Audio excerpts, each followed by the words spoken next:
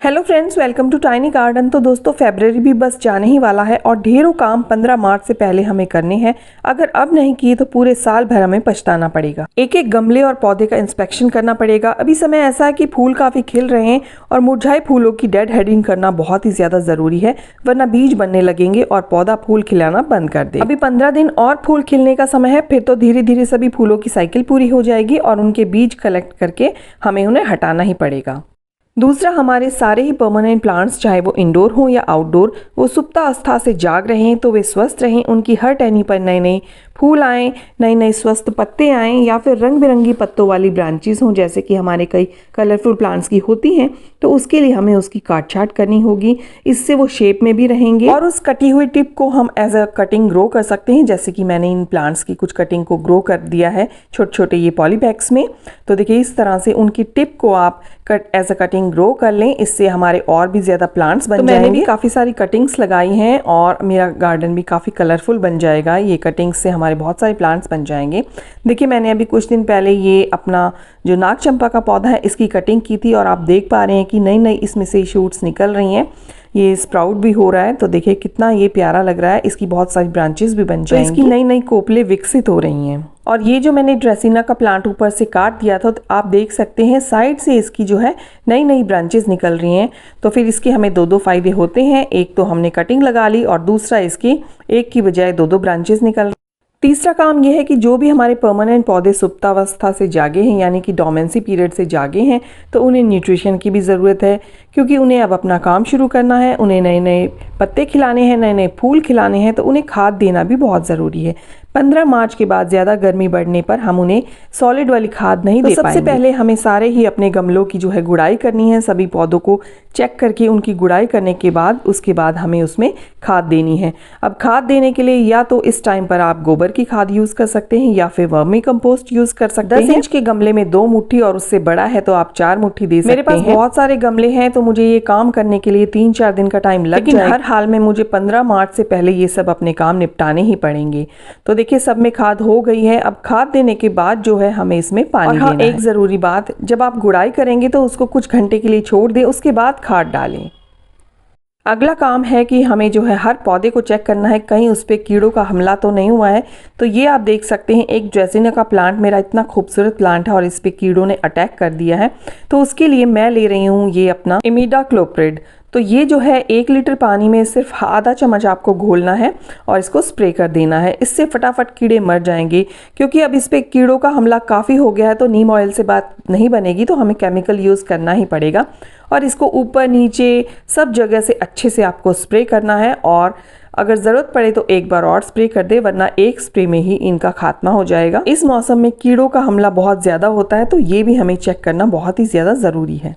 इसके अलावा अगला काम है कि जो भी हमने नए पौधे खरीदे उनको रिपोर्ट करने का यही समय है, यानी कि 15 फरवरी से 15 मार्च के बीच का जो समय है, जब टेम्परेचर एकदम परफेक्ट है, ना ज़्यादा गर्मी है और ना ज़्यादा ठंड है। इस टाइम पीरियड में पौधा जल्दी ही सेटल हो जाएगा और अपनी ग्रोथ स्टार्ट कर देगा। तो एक बढ़िया सी वेल ड्रेन और न्यूट्रिशियस मिट्टी बनाकर अपने सभी पौधों को आप रिपोर्ट कर सकते हैं। तो अभी पिछले दिनों मैं भी काफ़ी सारे प्लांट्स लेकर आई थी और उन सबको मैंने बढ़िया सी मिट्टी तैयार करके रिपोर्ट कर दिया है। तो जल्दी ही ये सेटल हो जाएंगे और मेरे गार्डन में ये ग्रीनरी बिखेरेंगे। इसके अलावा जो भी पौधे ओवर ग्रोथ हो गए हैं या जिनके बेबीज निकल आए हैं, पप्स निकल आए हैं, तो उनको आप डिवाइड कर सकते हैं और बहुत सारे प्लांट्स बना सकते हैं। तो डिवाइड करने का भी ये सबसे सही समय है, यानी 15 फरवरी से 15 मार्च के बीच में आप किसी भी प्लांट को डिवाइड करके अलग गमले में लगा सकते हैं। चाहे वो आपका कोई परमानेंट प्लांट हो, हैंगिंग प्लांट हो, कोई भी प्लांट हो। तो पिछले दिनों मैंने भी बहुत सारे अपने प्लांट डिवाइड किए हैं, यानी फरवरी में ही किए हैं, और बहुत सारे अब मेरे पास प्लांट्स बन गए हैं। कुछ मैंने हैंगिंग बास्केट भी डिवाइड की हैं, जैसे कि ये फर्न है, और भी बहुत सारे प्लांट्स मैंने डिवाइड किए। इसके अलावा यदि आपका कोई गमला रूट बाउंड हो गया है किसी भी परमानेंट प्लांट का या फिर हैंगिंग बास्केट का कुछ भी, तो इस समय जो है आप उसको नया गमला दे सकते हैं या उसकी रूट्स को आप ट्रिम करके किसी और गमले में लगा सकते हैं। तो ये एकदम परफेक्ट समय है, यानी कि फरवरी, यानी कि 15 फरवरी से 15 मार्च के बीच में एकदम परफेक्ट समय है। इसके अलावा बीज उगाने के लिए भी एकदम परफेक्ट समय है। तो कोई सब्जियों के हों या फूलों के, आप कोई भी बीज इस समय उगा सकते हैं। तो मैं ज़्यादा बीज तो नहीं उगाती हूँ, लेकिन ये मेरे गार्डन की ही, जैसे कि अपराजिता के बीज हो गए, इस तरह के उसके बीज होते हैं, तो इन्हीं को मैं ग्रो कर लूँगी और इससे मेरे ढेरों प्लांट बन जाएंगे। या फिर कोई मॉर्निंग ग्लोरी के बीज हो गए तो उनको भी मैं उगा लेती हूँ, या फिर कोई सदाबहार के बीज बन गए तो उनको भी मैं उगा लेती हूँ। तो इनको कुछ नहीं करना है, बस इस तरह से आपने किसी गमले में या फिर आप अलग से भी लगा सकते हैं, डाल सकते हैं, और फिर थोड़े ही दिन में ये इनकी स्प्राउटिंग स्टार्ट हो जाएगी। और आप देख रहे हैं ये मेरे सदाबहार के बीज, इस तरह की इसमें फलियां होती हैं और वो अपने आप ही फट जाती हैं, और इसमें बहुत ही नन्हे नन्हे से बीज होते हैं, जैसे कि आप देख रहे हैं। तो ये जो है गमले में गिर गिर कर अपने आप भी उग जाते हैं, और इनको आप सेपरेट उगा भी सकते हैं। तो ये हाइब्रिड विनका के हैं, तो ये भी मेरे पास बहुत सारे हो जाएंगे। बीजों के अलावा जो फ्लावरिंग बल्ब्स हैं वो भी लगाने का एकदम परफेक्ट समय है।